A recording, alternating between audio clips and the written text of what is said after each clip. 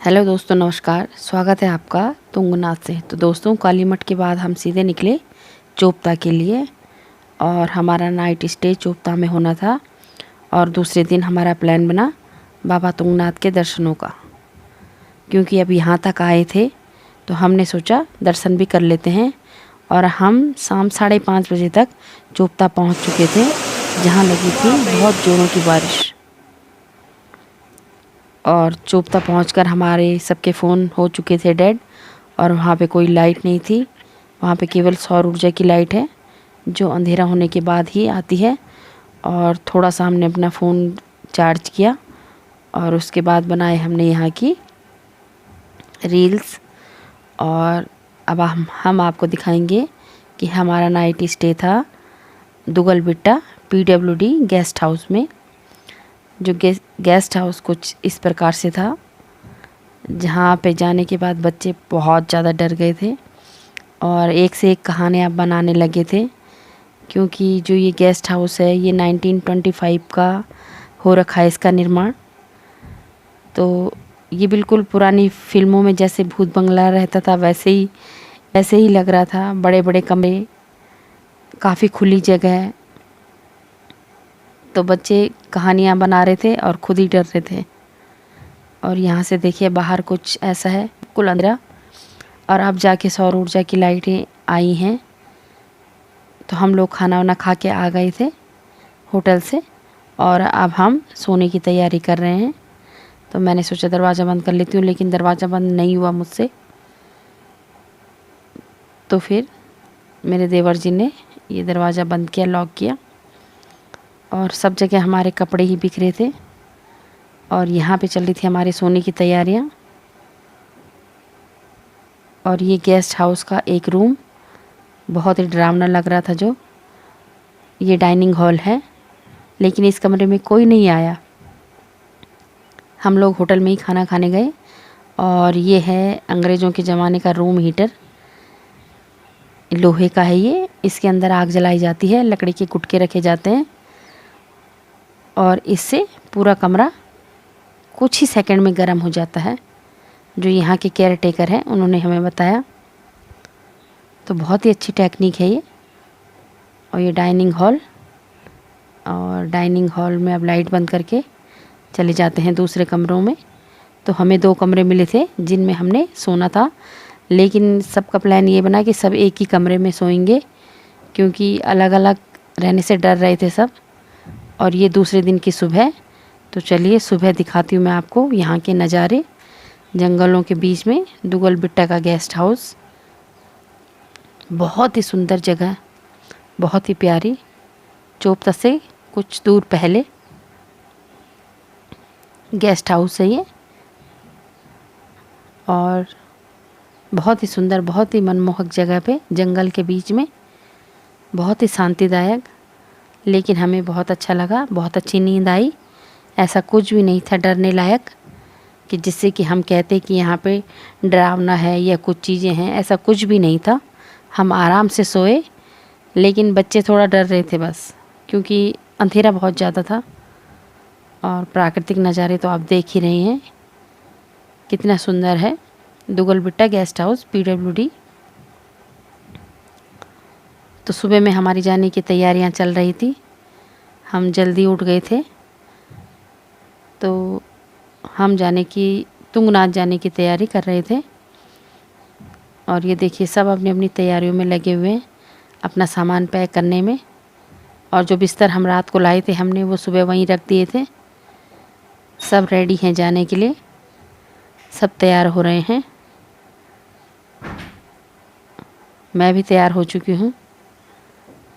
और बच्चों ने बहुत मज़ा किया, बहुत डरे भी, बहुत हंसे भी, बहुत डराया भी हमने उनको। और ये हो चुकी है बिल्कुल तैयारी। और एक बार फाइनल मैं चेक करने आई हूँ कि कुछ कमरों में रह तो नहीं गया है। हमने बिल्कुल भी गंदगी नहीं की, अपना कचरा बिल्कुल अपने साथ ले गए, बहुत ही साफ़ सफाई रखी। जूते चप्पल हमने सब बाहर उतार के रखे थे। बिल्कुल जैसा हमें रूम दिया गया था हमने वैसे ही करके वापस लौटाया है। और ऐसी जगहों पे साफ़ सफाई का विशेष ध्यान रखना पड़ता है। और ये गार्डन बहुत ही क्यारी में रंग बिरंगे फूल और बहुत ही सुंदर नज़ारा। दुगलबेट्टा गेस्ट हाउस ये देखिए। और आप सब जाने की तैयारी में हैं, सब रेडी हो चुके हैं और जाने से पहले थोड़ा फ़ोटो वगैरह लेंगे। ये देखिए, बस किसी का जाने का मन ही नहीं हो रहा है।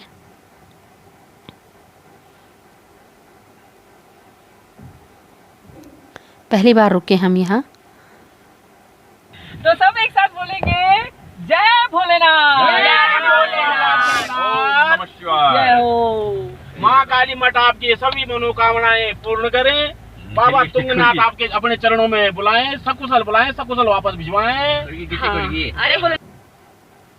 और सुबह रेडी होके हम आ गए होटल में ब्रेकफास्ट करने, जल्दी तैयार होके, क्योंकि हमें जल्दी जाना था और जल्दी आना भी था। तो यहाँ पे हमने कुछ पिक्चर्स ली, कुछ फ़ोटोएं ली। और यह है एक होटल जहाँ पे हमने रात को खाना खाया। पहले ये लोग कुछ फ़ोटो खिंचवा लें, फिर उसके बाद हम अपना ब्रेकफास्ट करेंगे। और ब्रेकफास्ट में बनवाए हैं आलू के पराठे और चाय।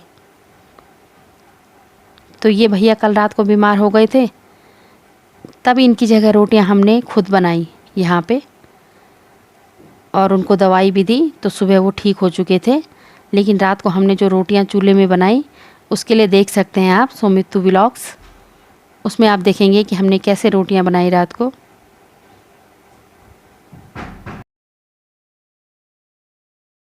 हम चले चोपता की तरफ। कुछ ही दूरी पे है यहाँ से चोपता। घने जंगल के बीचों बीच रास्ता, प्राकृतिक नज़ारों से भरपूर चोपता मिनी स्विट्ज़रलैंड के नाम से जाना जाता है। ये देखिए, बुग्याल ही बुग्याल, बहुत सुंदर है। और हमने रोकी अपनी गाड़ी यहाँ पे। हम थोड़ा यहाँ पे फ़ोटो वगैरह खिंचवाएंगे। और बुग्यालों को देखकर तो मन करता है कि बस यहीं लेट जाना था, यहीं सो जाना था। ये देखिए कितने प्यारे प्यारे घास के मैदान हैं। यहाँ पे हमने चेक की अपनी स्ट्रेंथ। सब ने, देखते हैं कि कौन कितना दौड़ सकता है और किसका कितना सांस फूलता है। सब ने अपनी स्ट्रेंथ चेक की और सब बिल्कुल परफेक्ट थे। ये देखिए कितनी मस्ती की इन प्राकृतिक नज़ारों के बीच में। तो चलिए बढ़ते हैं आगे की तरफ।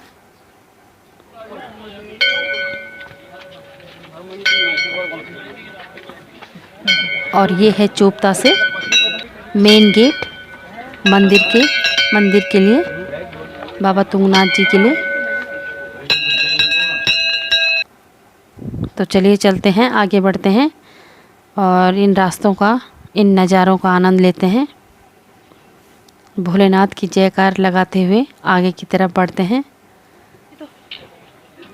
भाई पहाड़ी लोग हैं, हम चढ़ जाएंगे बस। तो चलो पापा।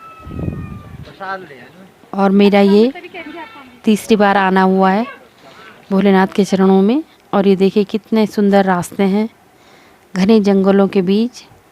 और 1.5-2 किलोमीटर आने के बाद दिखते हैं बुग्याल के सुंदर नज़ारे।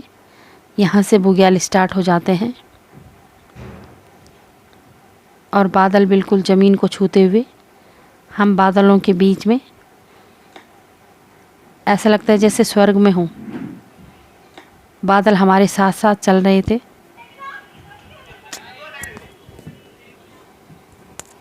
और यहाँ पे थोड़ा हमने रेस्ट किया और बढ़ते हैं आगे। पल भर में ही बादल हमारे पास थे और पल भर में ही मौसम बिल्कुल क्लीन हो जा रहा था। ये देखिए, जय जय हो शंकरा, आदिदेव शंकरा, तेरे जाप के बिना चले ये सांस किस तरह। मेरा कर्म तू ही है पॉइंट। अब यहाँ से मंदिर के दर्शन होने लग जाते हैं। ये वो पॉइंट है जहाँ पे से मंदिर के दर्शन हो जाते हैं। और यहाँ से चलते हैं अब हम आराम आराम से, और ये पहुँचते हैं हम अब मंदिर में। गाना भी गाता है।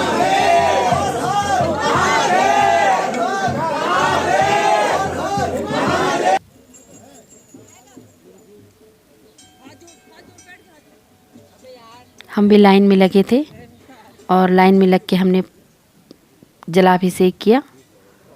पिछली बार तो मौका नहीं मिला था, लेकिन इस बार मिल गया। बहुत ही अच्छा लगा भगवान भोलेनाथ को जलाभिषेक करके। यहाँ पर बाबा भोलेनाथ के भुजाओं की पूजा की जाती है। और तुंगनाथ पांचों केदार में सबसे ऊंचा मंदिर है शिव का। बहुत ही मनमोहक। ये देखिए लाइन बहुत लंबी लगी थी और हमने भी 1 घंटा लाइन में इंतज़ार किया है, तब जाके हमारा नंबर आया है।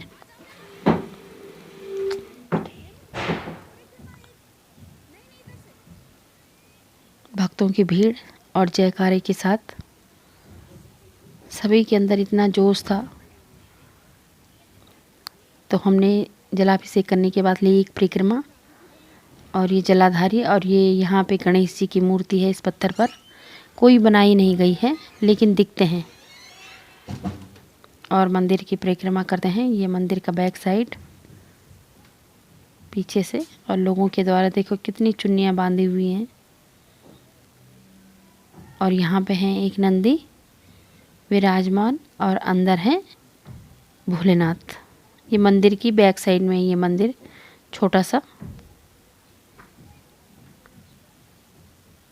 बहुत शांति मिली, बहुत ही, मतलब बिना प्लान के भी बाबा ने हमें बुला दिया और अच्छे से दर्शन दिए।